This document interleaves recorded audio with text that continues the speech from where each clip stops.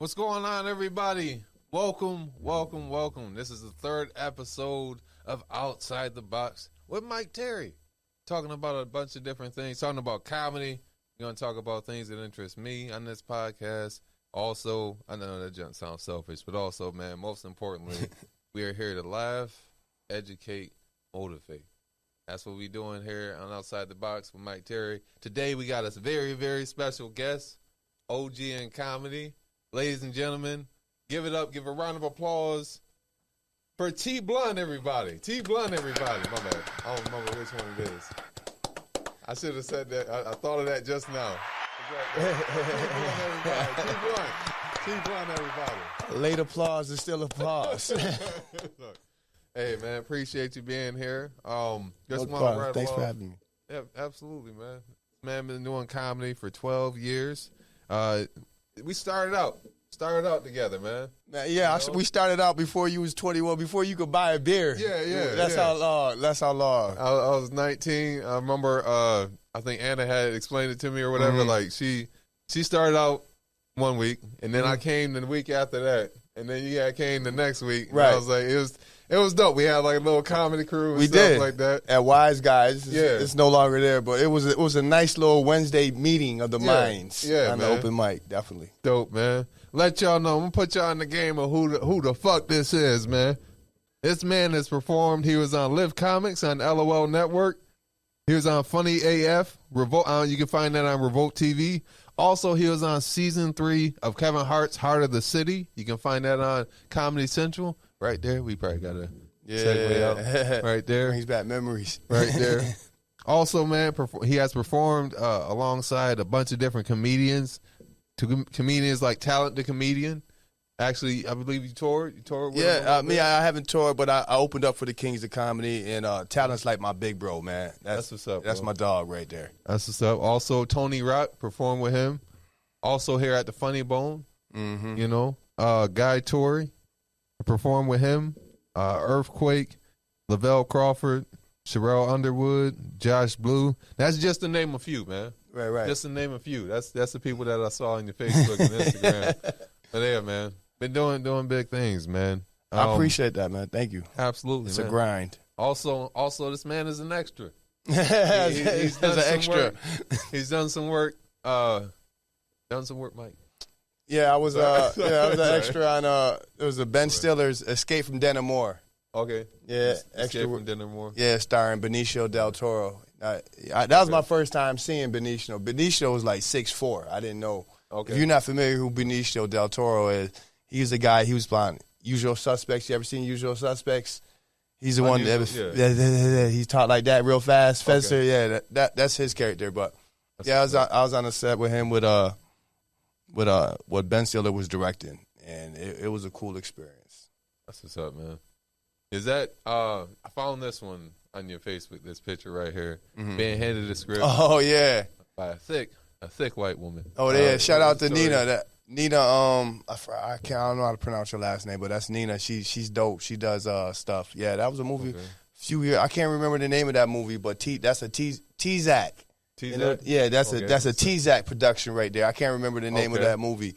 And stuff. I don't even know if my scene made it into that movie. Like, you know how you get edited out. Like, I don't even know, but that was definitely a good experience just reading and doing that. That's what's up, man. Mm-hmm.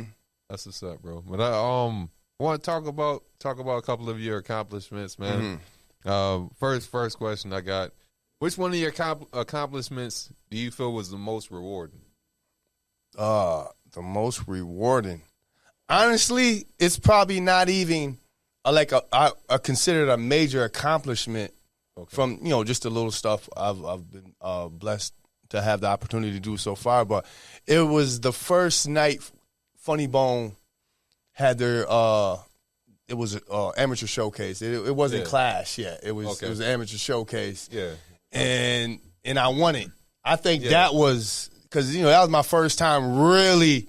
Yeah, that was packed house, 300 people, getting all them to laugh, and then, in the competition was a bunch of funny comedians and stuff, and just to win it doesn't mean you're the funniest, but just to be acknowledged as winning that, I think that was most rewarding. That felt good. That's what's up, man. That felt good, honestly. Remember that. And then the prize was you got the guest host the next one, I believe. Nah, the prize was just money. I had to beg for the host. Yeah, they was giving everybody else that was in that competition that lost, quote unquote.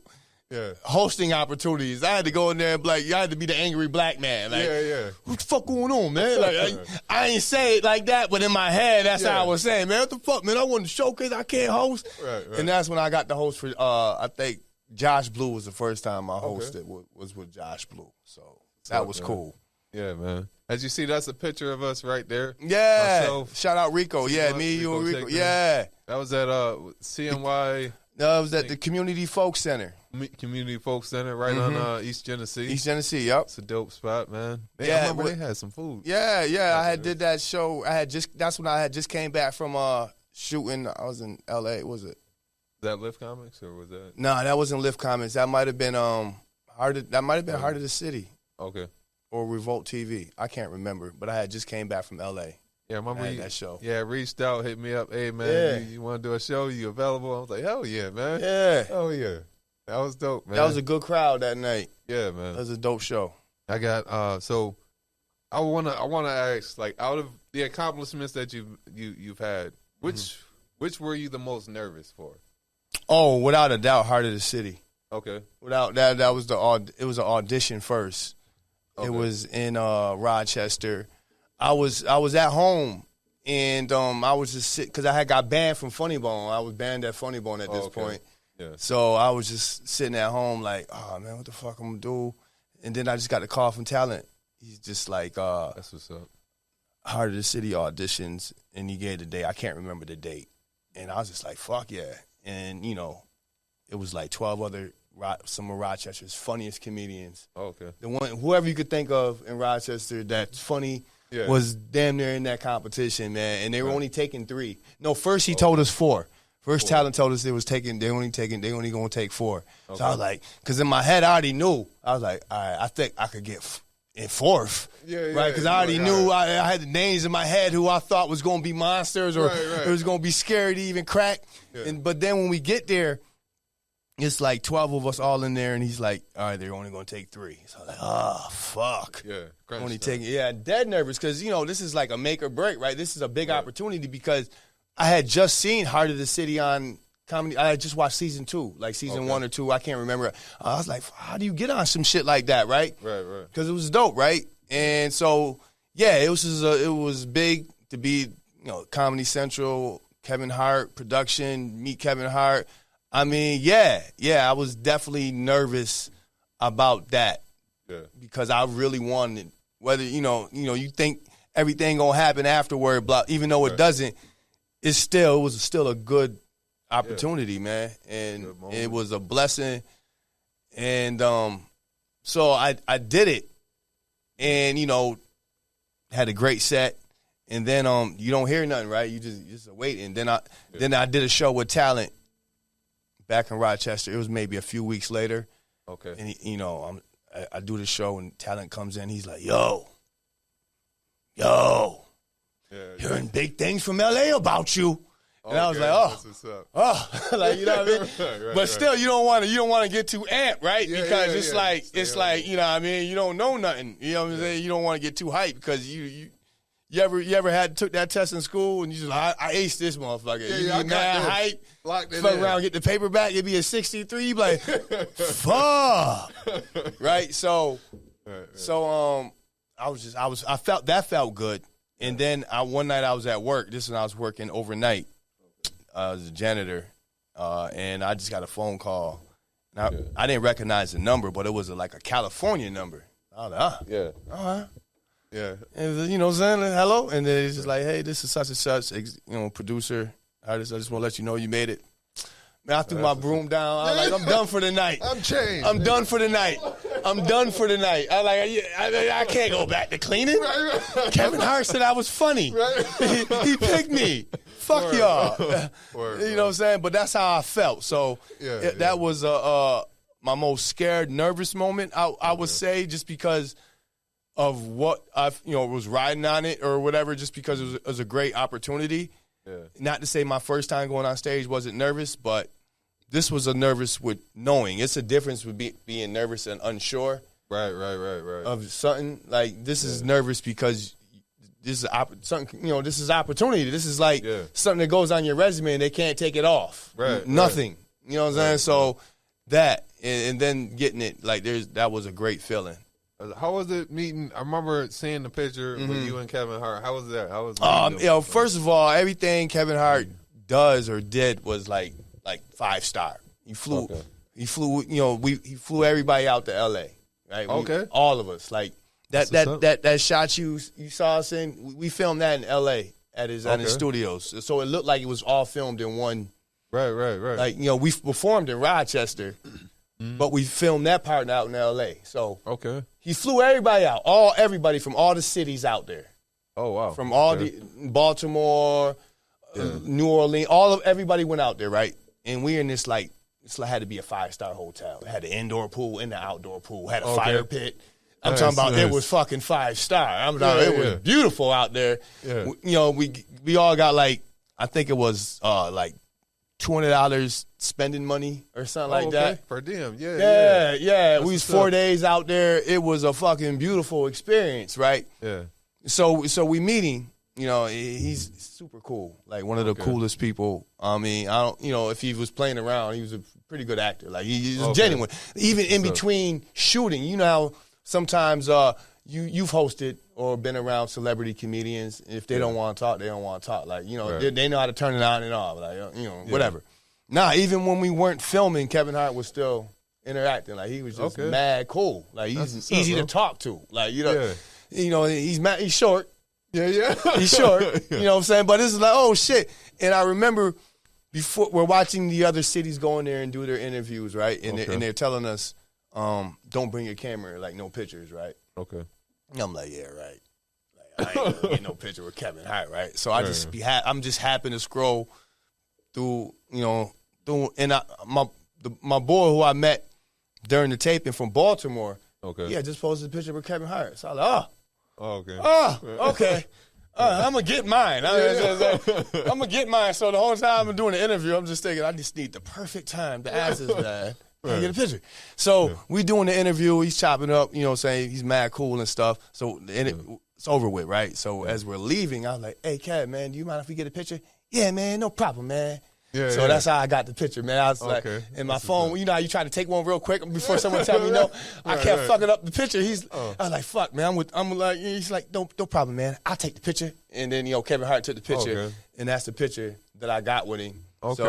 So yeah, he was there. I got my picture with that motherfucker. Like, you know what I'm saying? So it was mad cool. Yeah, that's what's up. That was dope. Dope experience, man. Happy to hear that, though, man. The whole squad, like Joey Wells, the whole Joey Wells, another shout out to Joey Wells, EP on that, executive producer on that too. Good dude, and everything. Spank. Yeah, Spank. Freaking, who else? Naeem Lim. Naeem, yeah. He's cool. All cool. Shout out to the Plastic Cup Boys if they ever watch this, man. Yeah, I want to ask though, man, because as comedians, you love when you take that next step. Right. You love when you progressing and stuff like that. That's a sweet moment. Out of all the accomplishments you've done so far, up until today, which would be your favorite? And why also? I don't know.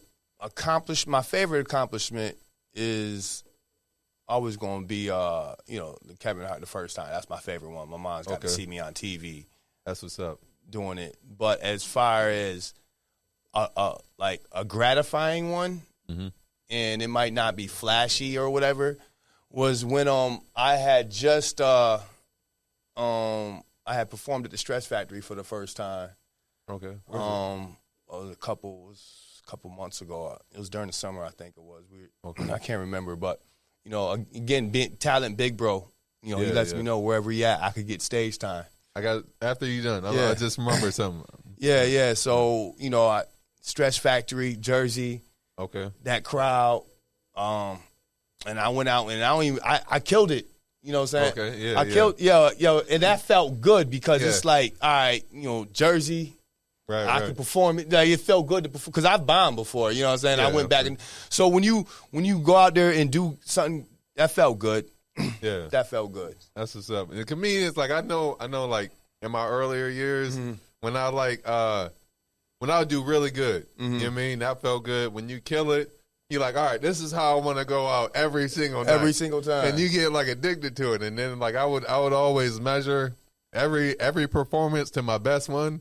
So like it might not be healthy necessarily, but like, you know, I don't know. Sometimes it pissed me off. But I'm like, yeah, I mean, it worked out. The best what the pros have, one of the things I should say the pros have, excuse me, is consistency. Right. Because I killed it the first show. I didn't do too well the second show. Okay. You know what I'm saying? I'm keeping it 100. Yeah. So it's consistency. So it's not letting that high from the first show fuck up the flow. You know, you just go in there too cocky or whatever. Right, so it's consistency. You know, it's like, you know, basketball, you know, player. Like, you know, you could have a good game, but you want to have the skills to have great games. Absolutely. Not just a good game here and there. Like, I want to have great games all the time. Yeah. So, but it still was I felt good. Like, it let me know because, you know, Coco Brown was headlining, and she said to me afterward, she's like, you a funny mom. That shit was funny as fuck. And that shit felt good. Yeah, you know what I mean? It felt good. Yeah. So that, you know, you want to keep feeling that.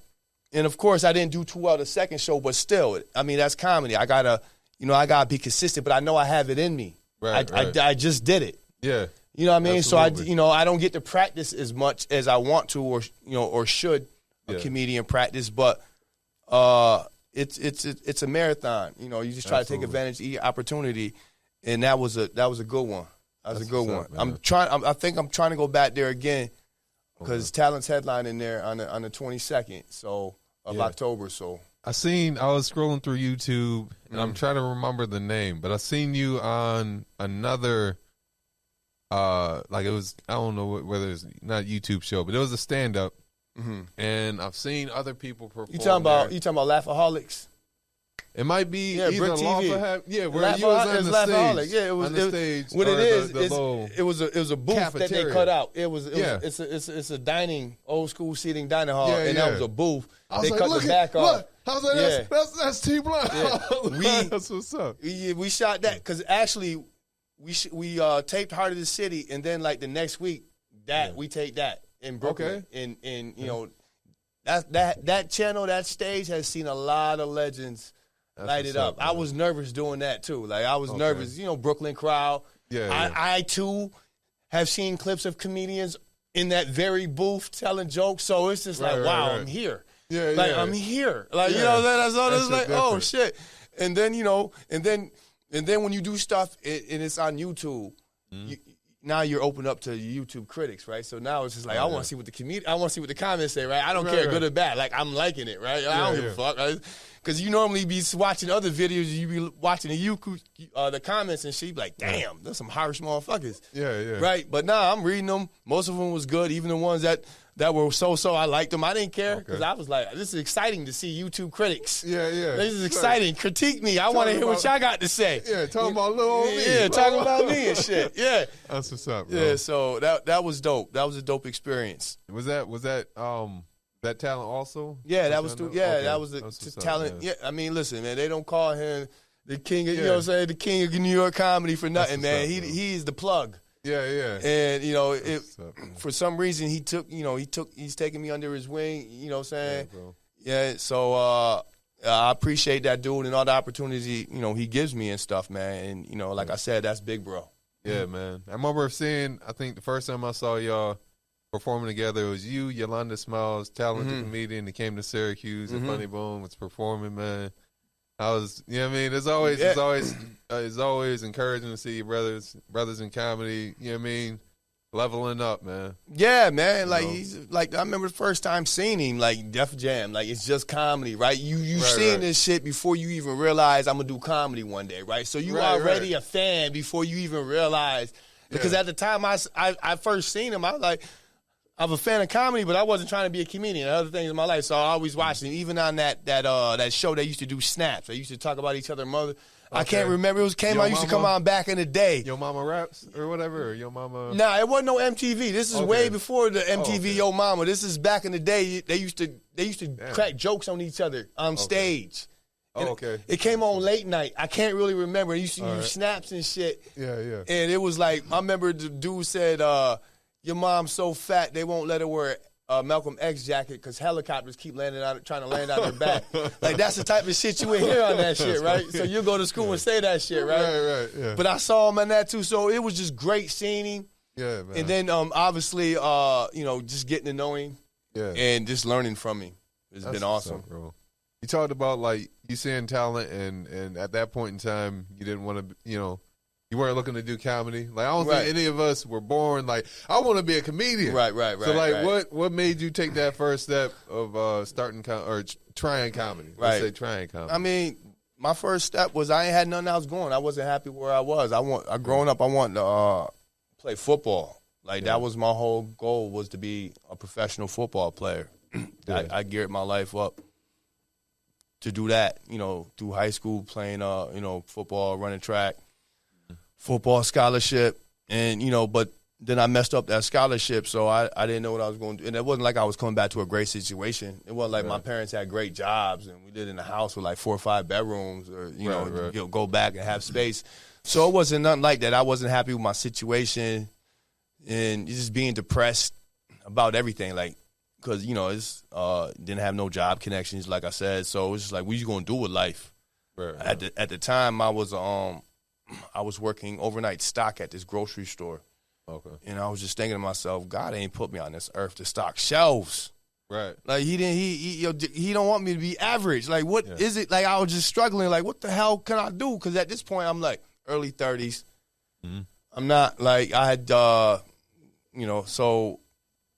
what I'm going to do? So I finished my shift one night, and I got home, and I turned it to Comedy Central, and there was this stand-up comedian. There's this dude on there telling jokes, stand-up comedy, and he wasn't making me laugh, but people were laughing. So I was just like, shit, I could go on TV and not make people laugh too. Shit. I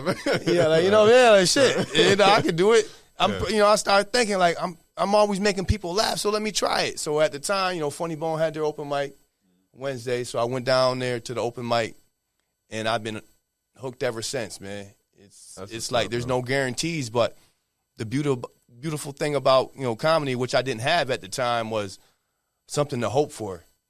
Okay. It gives you something to hope for. Like, it's a grind, and it's depressing, and it's a lot of self-doubt, a lot of everything, a lot of doubt in general, but you still have hope.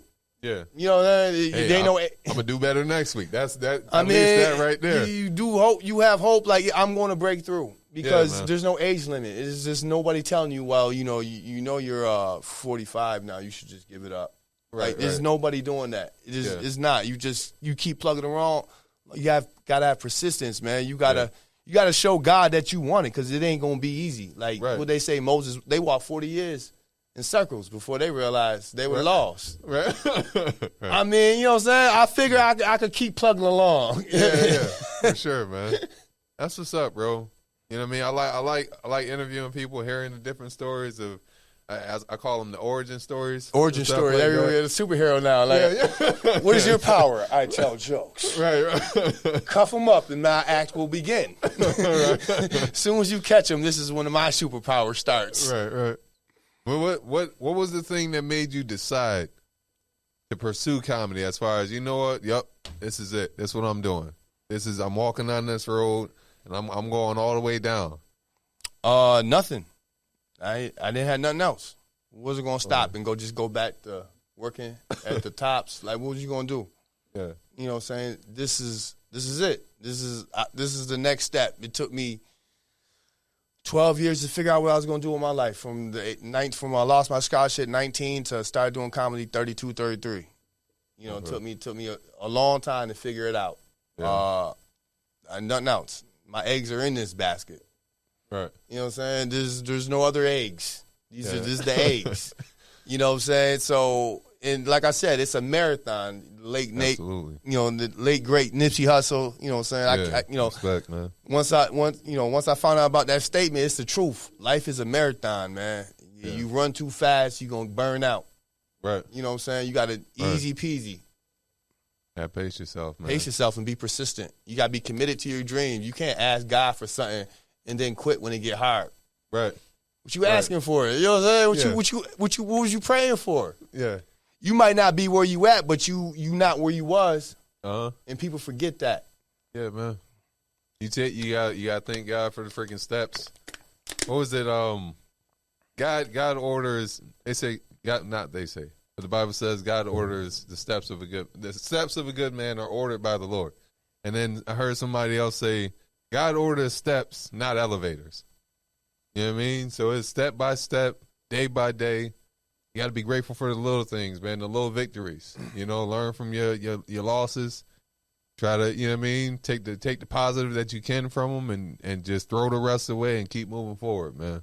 Absolutely, man. You look at the pyramids, you be like, oh. But at one point, it started with one brick the size of this table. Right.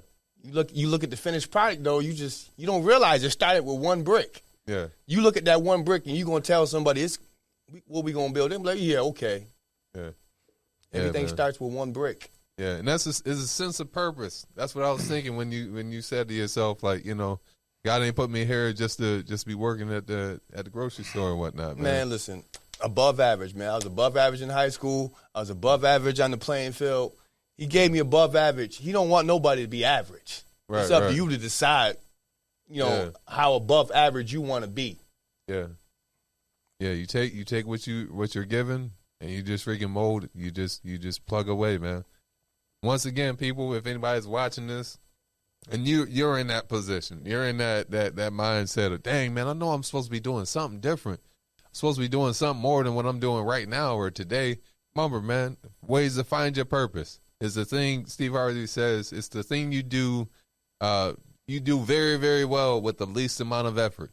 The version of that I got when I was in school, somebody told me, the way you find your purpose, to live a purposeful life, is you find out what you love to do, something that you love to do that you would do for free, and find a way to get paid for it. And then, you know, fuck it. I'm in the mood. I'll go ahead and say, go ahead, when keep I freaking going there, started, Pastor Terry. Go ahead. This is what you want to do now. They told me. Like, I did basketball. Mm-hmm. You know what I mean? I had the whole I'm not going to say Michael Jordan story, but I had that I tried to play basketball in middle school both years, 7th and 8th. It didn't work. No, 6th and, hold up. They couldn't hear you call for the ball. They couldn't hear you. Throw the ball. I'm open. 7th and 8th grade, I failed, right? Failed that. And then 9th grade, I got in and stuff like that. But long story short, I tried everything. I tried basketball. It didn't work. You know what I mean? I messed around with wrestling. It wasn't. You was looking in the mirror like, I'm black. I got to be good at something. Come on, Lord. Basketball was a no-go. I'm wrestling. I'm going to try track next, Jesus. Tried boxing and stuff like that. Yeah, I just couldn't. Everything keep black. You was going to find your blackness, huh? Yeah, yo, I had a thought. I was going to be the first black NASCAR driver. I was like, I got to do something. But then, long story short, I heard about, like, you know what I mean? I was watching Def Comedy Jam. My brothers used to have that and stuff. And I'm like, all right, man, these dudes funny. And, you know, but I never really thought of pursuing it. And then, long story short, like, you know, I heard about they're having a talent show. They had a talent show at high school once a year. You could do whatever you want. And I'm like, all right, man, you know what, man? I'm going to try it. I'm going to try comedy. I had a teacher who was funny. You know what I mean? Me and him, we put our heads together. We came up with like a performance and stuff like that.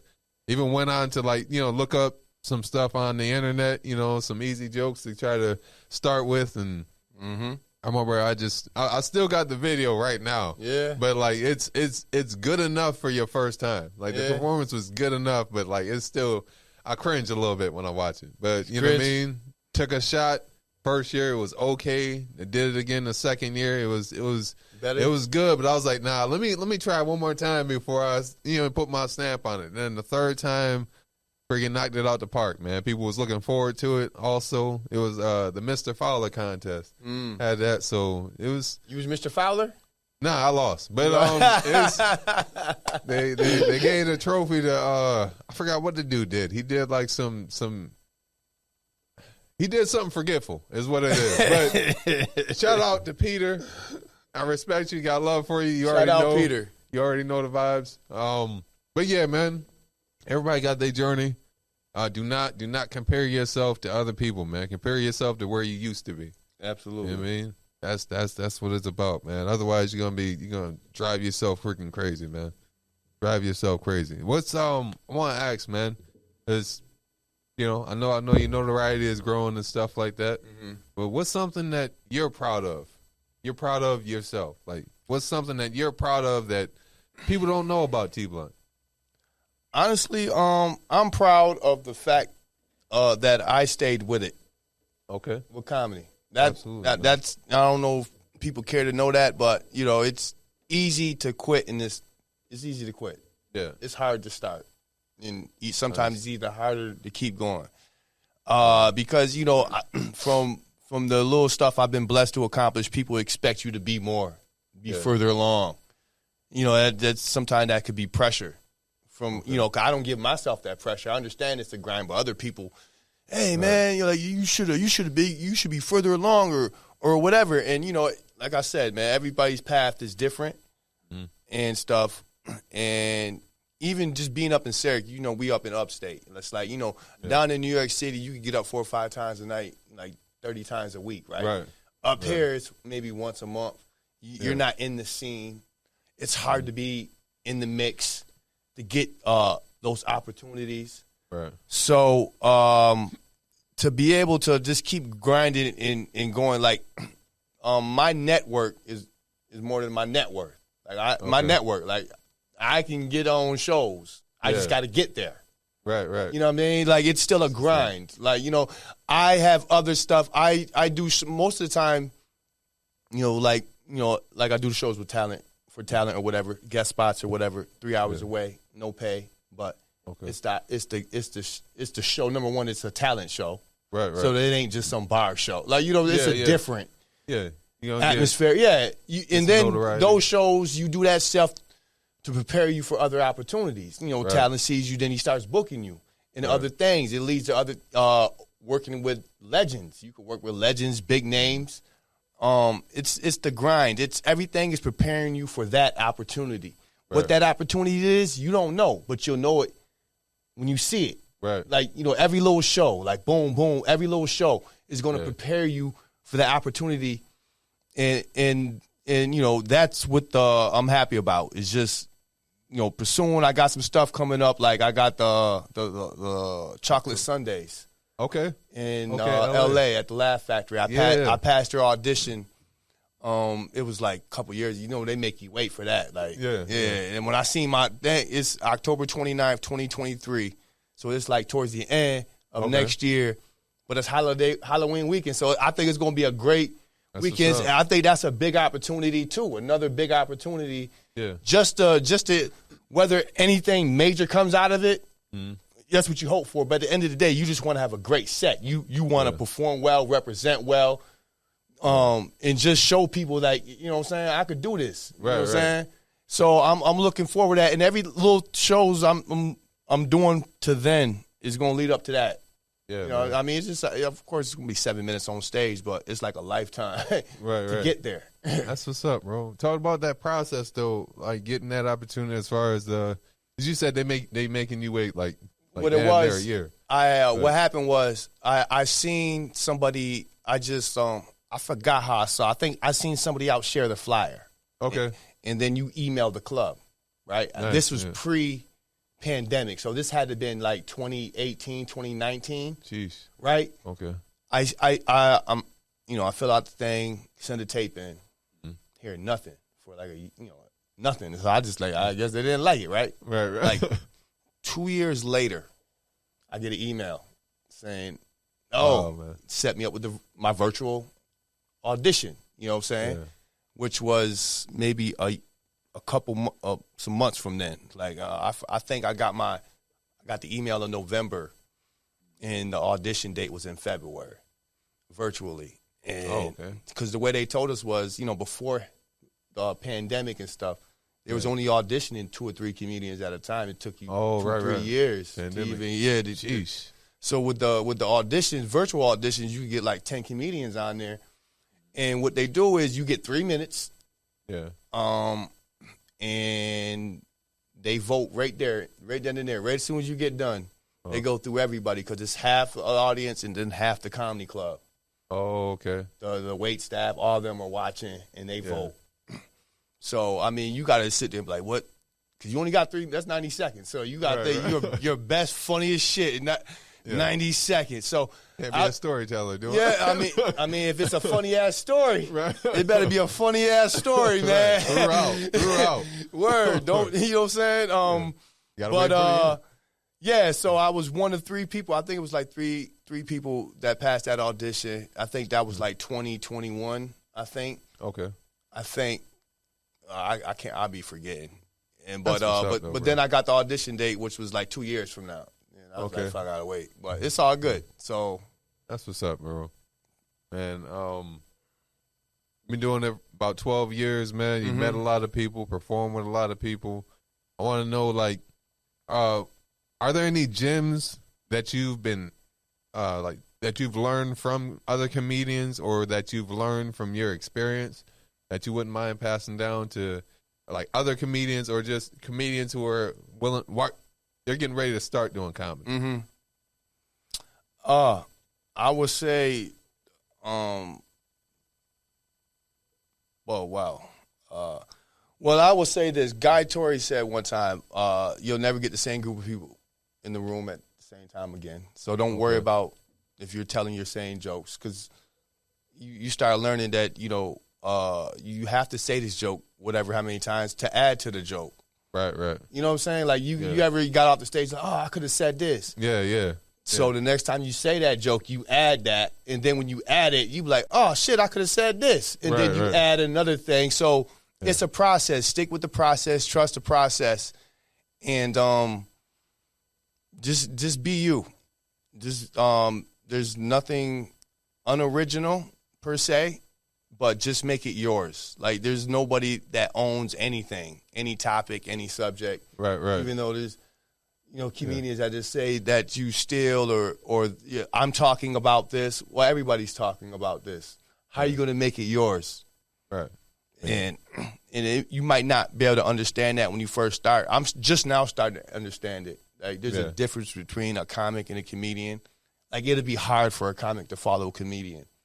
It'd be hard. A comic says funny things, and a comedian makes things funny. And it's hard to follow I mean, when you've seen a comedian, like, it's deeper. Like, they're talking about stuff like you would talk in the barbershop. Like, they just make it so natural. A comic, punchline, set up, punchline. Like, you know what I'm saying? Joke. You can't follow nobody that just talks. Right. And I'm saying that respectfully, because it's not just talking. It's years of putting the grind to work, and you mastered yourself on stage. Right. Like, talent is a comedian. Like, Tony Rock is a comedian. Tony Roberts is a comedian. Bill Burr is a comedian. Right. You know, though, when you understand, like, they're just talking about something and they're making them funny. Right. You know, and there's a difference. Yeah, there's levels to it. Yeah, man. When people see those type of people, that's when they sit back and be like, I could be a comedian. Because they make it look easy. Right. When they see my ass struggling up there, they're like, oh, no, you know, I'm going to go ahead and punch in tomorrow. Like, you know what I'm saying? Go ahead, get this paperwork. But I'm not, because I'm not there yet. I could have nights where I'm good, you know, but they're pros, they're professionals, they're comedians. Yeah. You know, I want to be a comedian. I feel you, man. You know what I mean? I just want to be a comedian. It is, I said this before, but it's a great feeling, man, when you feel yourself level up and stuff like that. Like, there's points when I'm like, I had a successful callback joke. You know, there's points where I felt you know what I mean? You feel yourself getting better. You notice, like, you know, when you get to a point where you just talking. Stuff like that. You get into a point where it's like, all right, this is the 5 minutes isn't strenuous. I'm not counting the minutes. Listen, 10 minutes is just like 5 minutes, and 20 minutes isn't as long and stuff like that. Like, you know what I mean? My bad, I don't mean to cut you off. No, that's all good. I mean, you know, But if you don't practice, 20 minutes could be a stretch, even though it's like a few jokes. Like you sit there and tell yourself it could be a few jokes, but it's practice, man. Like in I guess one of the hurdles living upstate is, like you just said, that feeling of everything connecting on stage. Now you got to wait a couple weeks to do it again, or a month maybe. Yeah, that can be tough. Or what open mic you gonna do around here? Ain't nobody coming. You wasting. Yeah. Whereas in like a bigger city, right, you take that feeling and go another 20 minutes somewhere else and do it and do it again somewhere else the same night. Yeah. Multiple times a week. It's like an acceleration, man. I mean, it's an acceleration, and that's all it is. I might, and I always say this, like, I've been doing comedy about 12 years, but I don't got 12 years of stage time. You know what I'm saying? I don't have 12 years of stage time. That's just being real. Like, you got to be real with yourself. Some people, you can't be delusional, because those were the people like, I could do 45, and you can't. Right. Because, you know what I'm saying? You got to be real with yourself. Yeah. I'm not, you know what I'm saying? You got to be real with yourself. Like, I got a show coming up next month, November 19th. I'm scheduled to do an hour. Okay. I ain't never did an hour before, but it's going to be fun. Yeah. You know what I mean? It's going to be fun. I believe you can do it, bro. I believe I could do it, too. I think the longest I ever did was like 40 minutes. And I'm saying that I'm not even going to say it was a fire whole 40 minutes. I got you. You know what I mean? Yeah. But I got through it. So, I mean, I could get, I'm going to get through it. It'll be fun. Like, I got jokes. I don't get on stage that much, so I got a lot of stuff in my head. Okay. That you just, 6 bits, 10 minutes. Yeah, that's an hour right there. 6 bits. Yeah. 8 or 10 minutes each bit. Boom. That's good, man. That shit sounded easy, huh? Yeah. Broke it down to the math. That was dope, man. Yeah, man. I'm keep a lookout, man. Keep a lookout. This ain't I mean, we wrapping it up, but I want to do something a little different. I haven't done this before. All right. So this is called Quick Questions. Mm-hmm. All right. Don't put a lot of thought into it. You know what I mean? We going. Okay. All right. So you're sleeping in bed. Mm-hmm. Right? Sleeping in bed. Boom. All of a sudden you wake up. You just had a fucking nightmare. You just had a damn nightmare. You wake up. First thing you do is you check the scene. You look around. All right. Okay, it's still nighttime. Okay, my alarm clock didn't go off. All right. Let me see how much time I got left. You got to wake up at 5 o'clock. You look over at the alarm clock. It says 4:59. What's the first word out your mouth? Fuck. I was hoping I was going to catch on. You did a long-winded, you acted. This nigga did a dramatization, had the heavy breathing. He was looking around like, you in the room, you're looking around. Yeah, nobody's ever excited. Nobody ever looks at 4:59 and they got to be up at 5 like, oh, great, I got one more minute. Nobody's ever that happy about it. Like if you'd have never woke up and that minute went by to wake you up, like you'd have felt better. Yeah. Like I wake up. I done woke up I'd rather wake up an hour before I got to get up because I love that feeling. You ever wake up and you look, like I got an hour left? Yeah. Oh, that feel good. Right. That feel good. Sleep a little bit better, man. Sleep a little bit better. Or I got one more. This one is way quicker. What's the wildest shit you've seen? The wildest thing you've seen walking or driving down the streets of Syracuse? The wildest shit. Damn. Downtown stuff included. That's a whole different category. You see downtown shit. You see a grown man fighting a baby. You like, what the fuck? Nah, yo, I remember one time I was driving. It was a blizzard. Okay. I seen a motherfucker on a mountain bike in a blizzard riding down Salina Street in a blizzard. A blizzard. Like riding. that shit was going to help. I mean, she said, nigga, you got 20 minutes. That nigga grabbed his bike. Had to be some pussy. He had to go, you know what I'm saying? Right. I'm trying to, it's a blizzard. Nigga, you got 20 minutes. That's crazy. Can you get here? Shit. Right. That's the truth be told, man. I the motherfucker in the blizzard. I said, it cannot be that serious. I remember I seen some junk. This junk is stuck in my memory. It's back in elementary school. I was in class. It was kindergarten. And we was freaking... I was sitting down at the table, and to my left, kids was sitting all at the mats. And for some reason, like this white girl, she was on her knees. You know what I mean? Like just on her knees. And just like a picture in my mind, the black kid just walked right in front of her and grabbed her head and started pumping her pelvis.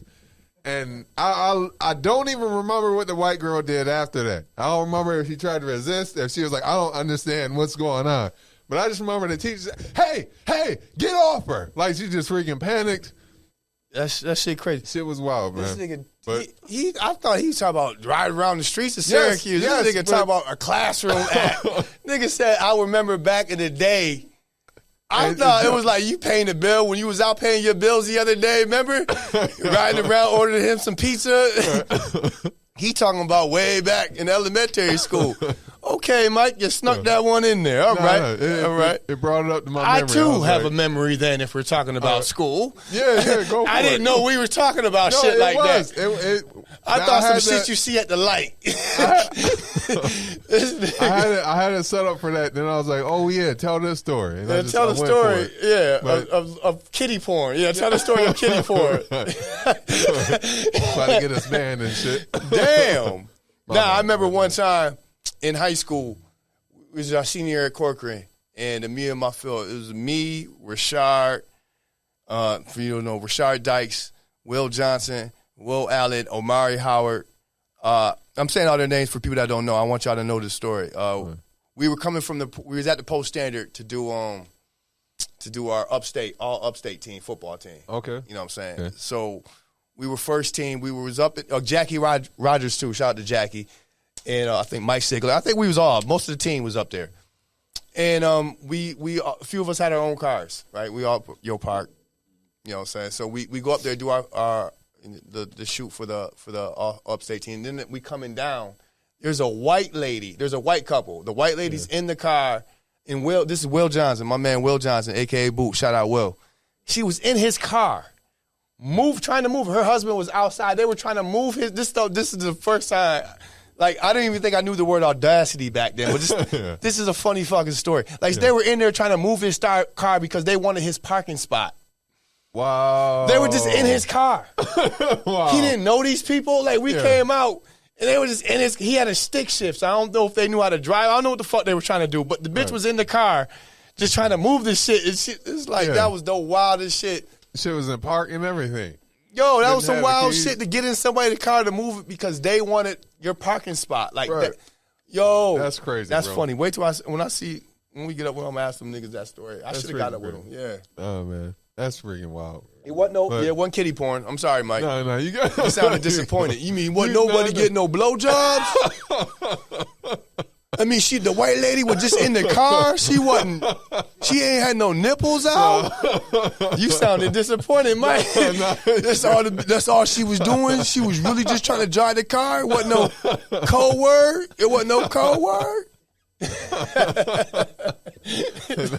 Niggas mad and shit. Don't ever tell me a story if it ain't got dick sucking in it ever again. Out here wasting my motherfucking time. I want balls in mouth when you tell me a story. Shit. That's wild, bro. Yo, man. Appreciate you. That's all I got for you today. That's all we got for you today, appreciate you, bro. man. Shout out to Mike. Mike, hold up. Your My bad. Mike. The engineer, everything behind the scenes guy, Mike Woodall. We went to school with Mike. Shout out Danforth. We went to Danforth, man. Good guy back there. Also, self-taught, too. Self-taught. Yes, man. Shout out to Ken as well. Jack of all trades. C2C. See, I told you I was going to fuck it up. C2C. C2C Indie Radio. Y'all streaming live from the YouTube channel right now, C2C Indie Radio. C2C stands for city to city, county to county, coast to coast. So that means this can be viewed anywhere and everywhere. We also got the website, c2cindieradio.com, as well as the app that you can download. And on the YouTube channel, there's a bunch of different talent that you can see. They got different shows. They got, they're looking for unsigned artists. So you can go ahead and email them also at c2cindieradio@gmail.com. Yeah, also, I love that show with KJ Slay. I think it's on Fridays, right? Yep. Rep Your City. It's on Fridays, so look out for that one. As well as the other ones, man. There's a lot of talented people, man. This is always the hard part for me, is ending the show. I got to get better at it and just accepting the fact that it's over. Appreciate you, brother. You coming back though, right? Yeah. That sounds so. He made it sound so definite. Like I Just to know how to end this, man. Like it's just get so sad the fact that it's over. It's not really over, Mike. Come on, Mike, don't do it. Come on, man. You're a young man. You just turned 30. You got a whole life in front of you, Mike. I promise you it gets better. I appreciate T-Blunt for coming in today, man. No, thank you all. Another great episode. All right, people. Appreciate you for watching. Make sure to like, share, comment, subscribe, share. Damn, I said I'm gonna get better at this shit. Like, comment, subscribe, share, whatever. All that shit. All of it. Subscribe to it too. Be the first ever to subscribe. We gonna put a subscribe. They gonna put a subscribe button up there just so you can subscribe. Also hit that notification bell so you can be notified when we go ahead and post another episode. As I said, I had a birthday, turned 31 yesterday, October 7th. Appreciate everybody. Yeah, man. Appreciate all the support. The love and support. I don't even know if I'm gonna be able to respond to everybody because my phone is. I'll hit read more, but it won't freaking show up. So thank you to everybody. Appreciate you. Yo, real quick before I want everybody to know, his age is just now catching up to his voice. Yo, I just want y'all to know that. It's just now catching up. He was 19 years old sounding exactly like this. He was calling girls home. Who the fuck is on the phone? Who the fuck is this Michael Terry? Whose father is calling you? Yo, appreciate everybody. Let's keep laughing. Let's keep educating. Let's keep motivating, y'all. Appreciate y'all. Peace.